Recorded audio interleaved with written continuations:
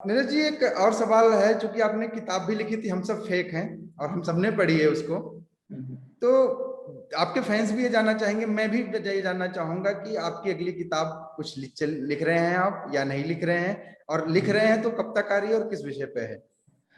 सौरभ, हाँ, ये बहुत सारे लोग ये सवाल पूछते हैं कि हम सब फेक हैं के बाद अगली किताब क्यों नहीं आई, और क्या मैं लिख रहा हूँ नहीं लिख रहा हूँ। हम सब फेक हैं के बारे में तो मैं एक बार फिर बता देता हूँ जिन्हें नहीं पता, कि वो मेरे जो पब्लिश आर्टिकल्स थे 2013 तक, उनमें से चुनिंदा आर्टिकल्स का कंपाइलेशन था, जिनमें मैंने कुछ आर्टिकल्स को रीवर्क किया था। तो बेसिकली उसमें व्यंग्य लेख थे 75, और मुझे खुशी है लोगों ने काफी पसंद किए। तो उस तरह के पब्लिश आर्टिकल्स मेरे पास अभी भी काफी पड़े हैं, और उनमें मुझे लगता है कि ऐसे हैं जिन्हें लोग पसंद करेंगे, और मैं चाहता तो उस तरह की 2 किताबें और भी ले आ सकता था। अभी भी नहीं बता सकता ला दूं, लेकिन मैं कोशिश ये कर रहा था कि दूसरी किताब से कुछ नया किया जाए, कुछ ऐसा किया जाए जो पहली किताब से अलग हो। नॉवल हो सकता है या कोई चीज और हो सकती है। लेकिन मैं यहाँ ये जरूर बताना चाहूंगा कि मैं सिर्फ मतलब सटायर ही नहीं लिखता, मतलब या यूं कहूं कि व्यंग्य लेख ही नहीं लिखता, इसके अलावा भी काफी सारे कामों में बिजी रहता हूँ। तो मुझे लगता है कि उस चक्कर में मैं खुद मैनेज नहीं कर पाया। अब नवारा टाइम्स में रहते हुए फेक इट इंडिया एक यूट्यूब चैनल है, हम वो चलाते हैं, जो व्यंग्य का चैनल है, जिसकी ठीक ठाक फॉलोइंग है, लोग उसके कंटेंट को पसंद करते हैं। इसके अलावा और कई जगह कंसल्टेंट के तौर पर मैंने अपनी सेवाएं तब जब तब देता रहता हूँ। तो काफी सारे काम और पैरेलल चलते रहते हैं। उस सब के बीच मुझे लगता है कि जो एक फोकस चाहिए था मुझे बुक के लिए, जिस कंसंट्रेशन के साथ मैं लिखना चाहता हूँ, वो मुझे नहीं मिली। लेकिन हाँ, कोशिश कर रहा हूँ कि कैसे अपने लिए थोड़ा और वक्त निकालूं और उस चीज को पूरा करूं। जी। नीरज जी, एक आखिरी सवाल मैं करूंगा। ये सवाल मेरे एक साथी हैं, उन्होंने, उनसे मेरी बात हो रही थी तो मैंने बोला आपको भी मैंने इनवाइट किया है, तो उन्होंने एक सवाल आपसे पूछने को बोला है। हम्म। उनका है कि आपका जो ये यूट्यूब पे आता है ना फेक इट इंडिया वाला, ठीक है उसमें ये चैनल। टिंकू जिया का कैरेक्टर आपने कहाँ से पकड़ा था? ये आपके हर शो में टिंकू जिया एक सबसे इम्पोर्टेंट कैरेक्टर होते हैं, तो हाँ, ये कहाँ से आपके दिमाग में आया? टिंकू जिया जो कैरेक्टर निभा रहे हैं जेमी ऑल्टर जी, जेमी ऑल्टर, मैं आपको बताऊं कि टॉम ऑल्टर जो ग्रेट एक्टर रहे हैं उनके बेटे हैं। तो जो जेमी ऑल्टर है वो टाइम्स ऑफ इंडिया में स्पोर्ट्स एडिटर रहे काफी सालों तक। तो जिस दौरान मैंने फेक इट इंडिया 2017 में स्टार्ट किया, और एक हफ्ता ऐसा आया शुरू में 5-6 एपिसोड करने के बाद ही कि जो हमारे लिए एंकर कर रही थी लेडी, वो छुट्टी पर अचानक चली गई, और मेरे सामने ये सवाल था कि किससे एंकरिंग करवाऊं।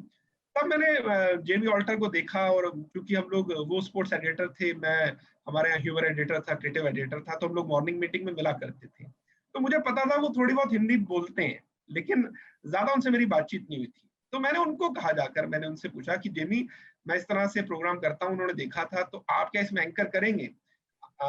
तो वो तैयार हो गए। और तब मैंने उनको ये जरूर कहा था, मैंने कहा मेरी कन्विक्शन ये है, मुझे ऐसा लगता है कि अगर आप थोड़ी भी ठीक ठाक हिंदी बोल पाए, तो चूंकि आप अमेरिकन इंडियन हैं, तो भारत में कोई गोरा अगर हिंदी बोल रहा है तो ये बड़ी एक लोगों को हैरान करने वाली चीज लगेगी।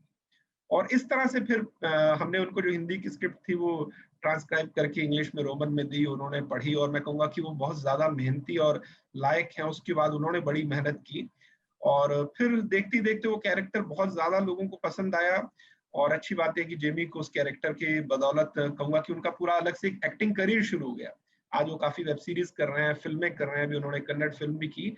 तो हमें खुशी है कि हमारे उस कैरेक्टर को लोगों ने पसंद किया, और इतना पसंद किया कि आगे जाके उनके और भी बड़े रास्ते खुले, और आज वो फुल टाइम एक्टर के तौर पर ही काम कर रहे हैं, उनका खुद का भी एक यूट्यूब चैनल है। जी। तो हाँ, ये एक्सपेरिमेंट जिसकी कन्विक्शन थी वो कामयाब रहा, और मुझे खुशी है इस और आप बहुत कम दिखते हैं एंकरिंग में अपने उस शो में, ऐसा क्यों? बात। उसके पीछे सौरभ एक तो वजह ये है कि मुझे जब जेमी एंकरिंग करने लगे, और मुझे लगा कि ये कैरेक्टर अपने आप में जैसा होना चाहिए था, क्योंकि उसमें फेक न्यूज के माध्यम से हम ह्यूमर क्रिएट करते हैं। तो जेमी एक अमेरिकन इंडियन जब हिंदी बोल रहा है, तो उस कॉन्सेप्ट के साथ बड़ा अच्छा मर्ज होता है। लोगों को यकीन नहीं होता ये सच है ये झूठ है, समझ रहे हैं आप? तो जब वो हाँ। ऑलरेडी उसमें इतने अच्छे से फिट हो गए थे, वहां जबरदस्ती मैं अपने आप को घुसाना नहीं चाहता था। एक वजह तो ये थी। और दूसरी वजह ये कि इस प्रोग्राम से जुड़ी सारी चीजें चूंकि मैं खुद ही कर रहा था, कॉन्सेप्ट से लेके, राइटिंग से लेके, बाद में इसकी प्रोडक्शन है, बीच में जो वीडियोस लगने हैं, ग्राफिक बनाने हैं, बाद में जो एक्टर शूट कर रहे हैं उनका प्रीव्यू करना है और एडिटिंग करवानी है, उसमें बहुत ज्यादा एनर्जी लगती है। और उस एनर्जी के बाद फिर खुद एक्टिंग करना और उसके लिए भी 1-1.5 घंटा निकालना, वो मैं मानसिक तौर पर भी उसके लिए तैयार नहीं था। तो ये दोनों वजह थी। जी। हालांकि ये आपका जो शो है ना, कई लोगों को कंफ्यूज करता है, बहुत उसमें सीरियस कमेंट्स भी आते हैं। मैं यूट्यूब उस पे देखता हूँ, कमेंट्स में बहुत हाँ सारे हाँ लोग सीरियस कमेंट्स भी करते हैं, उनको लगता है कि हाँ सच है जो कुछ भी दिखाया जा रहा है। हाँ, बिल्कुल। वो उसका शुरू से कॉन्सेप्ट हमने इसी तरह का रखा था फेक इट इंडिया का, कि कोशिश ये थी कि इसको पूरी गंभीरता के साथ दिखाया जाए। मतलब कोई आदमी अगर न्यूज पढ़ रहा है तो ऐसे पढ़ रहा है कि जैसे सचमुच में चीज हो गई। हम उसको कैरिकेचरिश नहीं बनाना चाहते थे, ऐसे नहीं कि कोई फूड तरीके से बोल रहा है या जानबूझ के कार्टून बन के बोल रहा है या जानबूझ के मजाहिया बनने की कोशिश कर रहा है। हम चाह रहे थे वो पूरी गंभीरता से, एक सॉबरनेस उसके अंदर हो बोलने वाले के अंदर। तो इस वजह से कुछ लोग जो शायद उतना ह्यूमर या सटायर नहीं देखते हैं या उतना व्यंग को नहीं समझते हैं, तो कई बार वो कंफ्यूज भी हो जाते हैं। जैसे अभी हमने एक एपिसोड पहले कहा कि मौसम विभाग ने भविष्यवाणी की है कि इन सर्दियों में लद्दाख में ठंड पड़ेगी और जैसलमेर में गर्मी पड़ेगी नवंबर अप्रैल मई के महीने में। तो कुछ लोगों ने कहा इसमें क्या व्यंग्य है। तो उसमें तो उसमें व्यंग्य ये था कि मौसम विभाग की भविष्यवाणी इतनी ज्यादा गलत साबित हो रही थी एक के बाद एक, तो हमें लगा कि मौसम विभाग शायद अब इतनी बुनियादी भविष्यवाणी करे तभी वो ठीक साबित हो सकती है। तो कभी कभी आपको रेफरेंस भी पता होना चाहिए कि जो व्यंग आप कर रहे हैं, जो व्यंग आप सुन रहे हैं, उसके पीछे की कहानी क्या है। जी। नीरज जी, आप हमारे चैनल पर आए, हमसे इतनी सारी बातें की आपने, आपका इसके लिए बहुत बहुत आभार। और उम्मीद करता हूँ हमारे दर्शकों को भी ये बातचीत पसंद आई होगी।